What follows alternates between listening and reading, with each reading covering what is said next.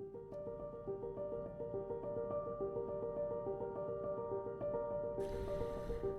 dear, just stopped to do a nav check and Micks was waving his arms.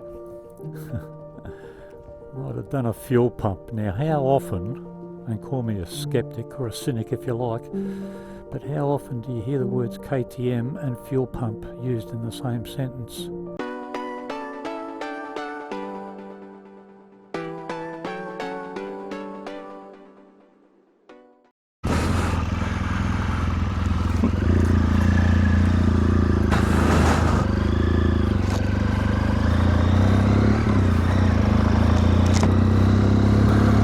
It's early, just after sunrise, and I find myself on the bike again fairly quickly after my last trip, although this time I'm on the 1200, the BMW, and I'm just on my way to meet a couple of blokes just outside of town, probably about a 30-minute ride to get there, and we're going to spend a few days just checking out a couple of roads and tracks, but more on that later. So yeah, we'll make our way to Gidgegannup and have a quick chat about stuff and then take it from there. Alright, here we are at Gidgegannup. Horrible time of the day to be riding, heading due east, straight into the sun. Yes, should be a couple of blokes waiting for me here, I think. We'll just have a quick chat about stuff and then get underway and continue heading east. I see one, I see two.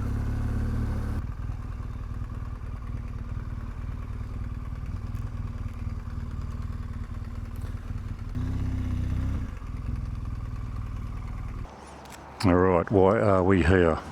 Firstly, I'll introduce you to the players.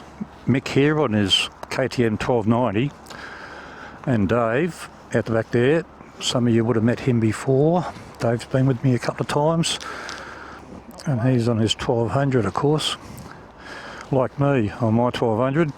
Well, what happened is recently, and it happens occasionally, blokes will reach out to me wanting information, and that's what happened in this case. Mick reached out to me a few weeks ago because he's attempting a trip along Great Central Road, which cuts through the centre of Australia. It's fairly remote.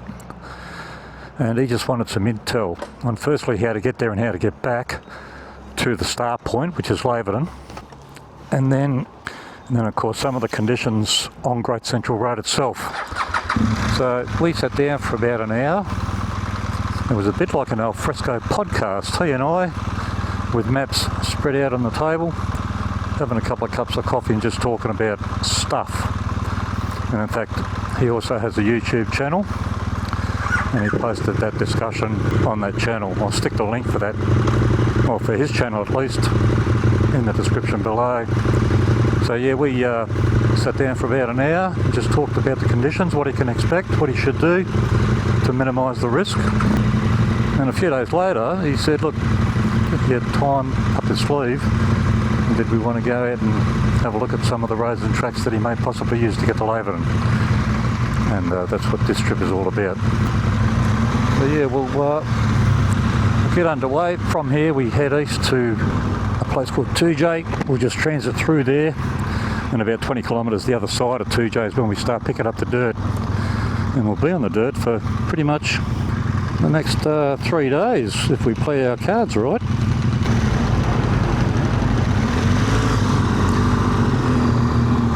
Most of the roads and tracks I have in mind are good, well-formed gravel roads. In some cases high speed, in a lot of cases high speed. But talking to Dave this morning, he's not been on these roads or tracks either, so that'll broaden his knowledge of some of these roads as well. So I wouldn't expect too much to go wrong, but you can never tell. We're just approaching Tooge now. Tooge is a quaint little town, very picturesque, certainly during winter in the Avon Valley, and very popular with tourists, in particular on the weekends, and motorcyclists. not unusual. See the bakery and a couple of the cafes with lots of bikes parked out the front. We're just going to transit through town. We'll go about 20-25 kilometres the other side. That's when we start hitting the gravel. Tooge was one of the first towns established outside of Perth in the pioneering days.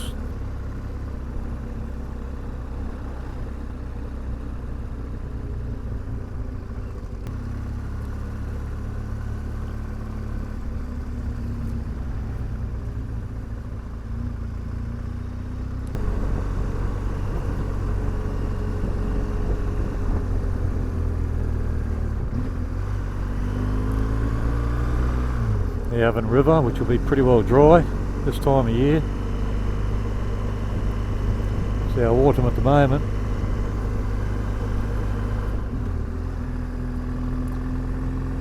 Ouch.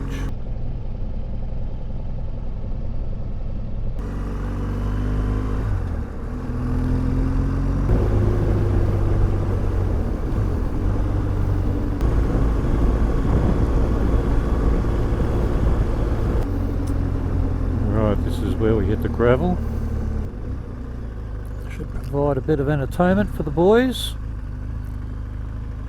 Don't know how bad the dust is going to be. We'll just pull up here and have a chat for a couple of minutes. The three of us haven't ridden together, so we'll just have a chat about how we're going to manage corners and all that sort of stuff.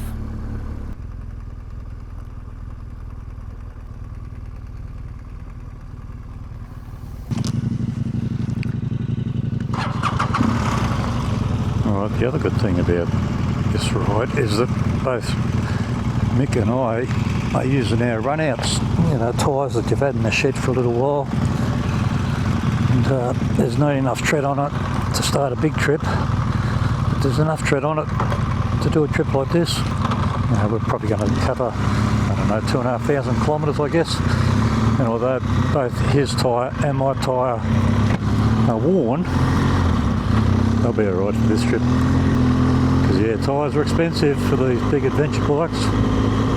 You know, $350 for a rear. Some of them only last, 5,000 kilometres.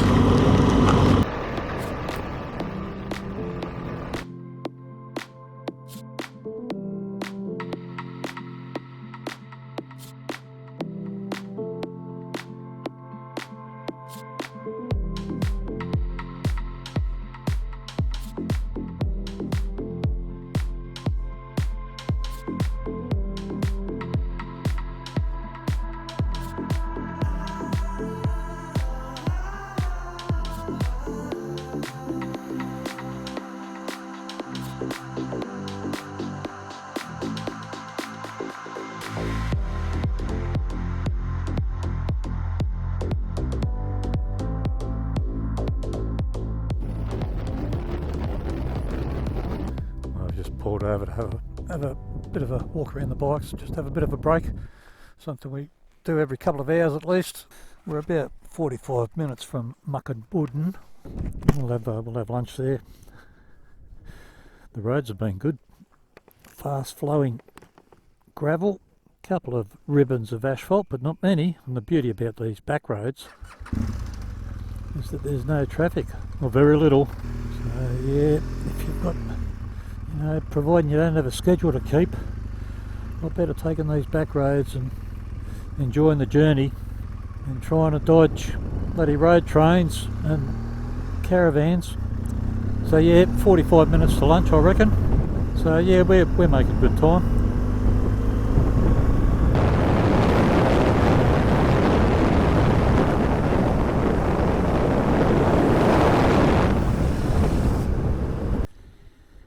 Oh dear, just stopped to do a nav check and Micks was waving his arms.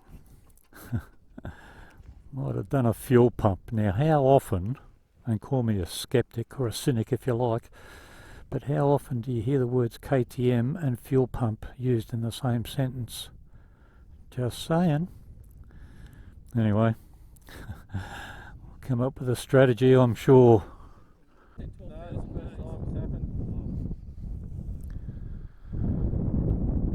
Alright, push your bike in the middle of the track, mate, heading that way.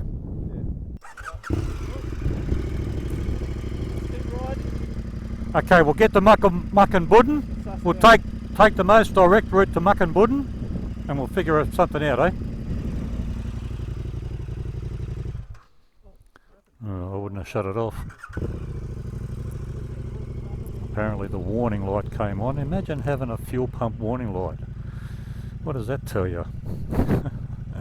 Anyway, it's going. We'll take the most direct route to Muck and Budden. It's about 24 minutes away. Have a cup of coffee and a bite to eat, and then have a chat. I mean, we could have towed him. Towed him is potentially dangerous, but there is a bit of a knack to it, a bit of an art form, and it's safe to do it, providing both bikes know what they're doing. Anyway, thankfully we don't have to tow him. We'll get to Muck and Budden, and we'll take it from there. And see now. This is typical of adventure riding. You're in control up until the time you leave your driveway, you know what I mean? After that, all bets are off and you just take it as it comes. I mean, the bike's only, well, it looks new, I don't know how many kilometres it's done. You wouldn't expect that sort of thing. And then again, maybe you should. Anyway, we'll get the Muck and Budden and we'll take it from there.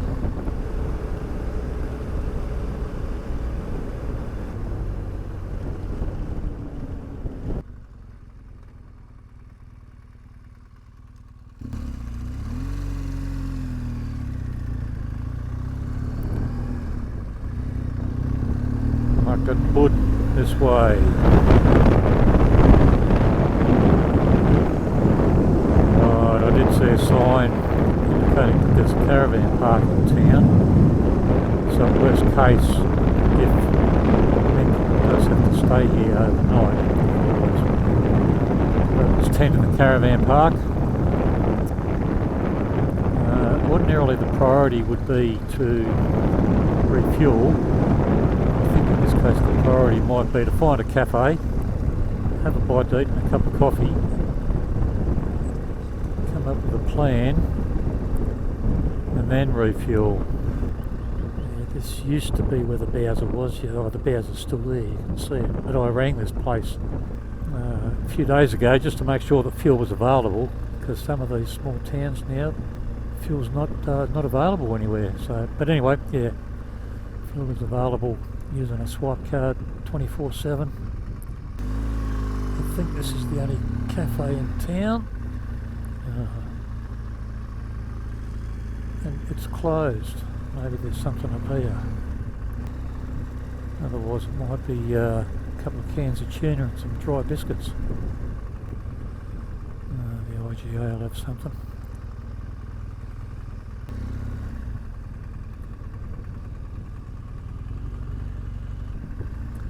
Yeah, we'll come up with a strategy.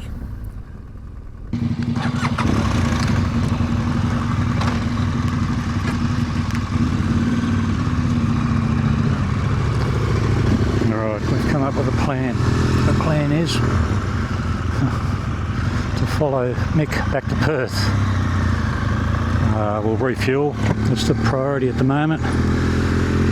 There's a BP outlet here somewhere. Not quite sure where, but we'll find it. Town's not very big. Oh, found it. So yeah, we'll refuel. Mick has made a couple of phone calls to KTM dealers, and before we came out here, Mick fitted a lithium battery to the bike. It needed a new battery and he couldn't get the battery recommended for it, so he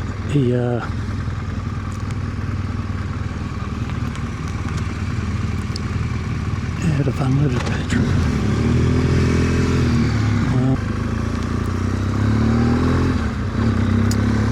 Anyway, he fitted a lithium battery, and talking to the KTM dealer, they've indicated that that's the problem.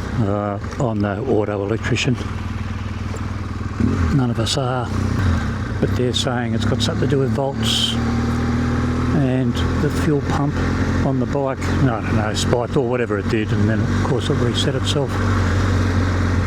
but because there's no guarantees, we're not going to take the chance. We're going to go back to Perth. We'll follow him, so that if he does break down, we can tow him to the nearest town or something, and we can organise recovery from there. So yeah, we'll refuel and then start heading back, probably on the same roads and tracks that we used to get here, I think. We might have to ask where the fuel is, because otherwise we're going to be riding around in circles.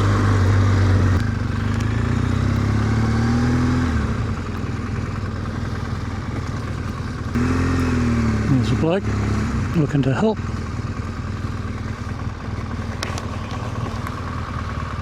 Oh, he's on the phone.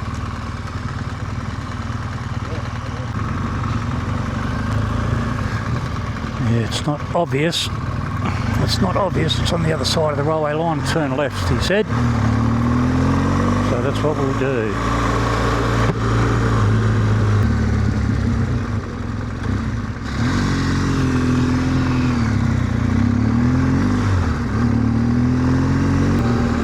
Turn left at the silo. Other side of town.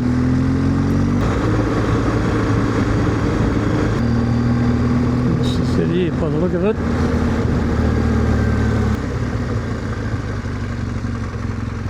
Yeah, we'll be home before last light, I think.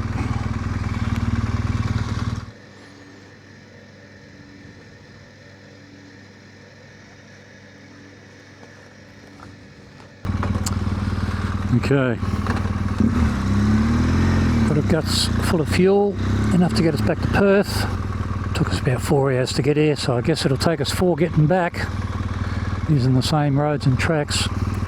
And Mick will just hang around in the middle, so that if something does happen, Dave's behind him, could pull over to assist. So yeah, we'll be home by last light tonight. And look, failing anything going wrong with the fuel pump, this being the final approach, you know what that means? See you on the other side.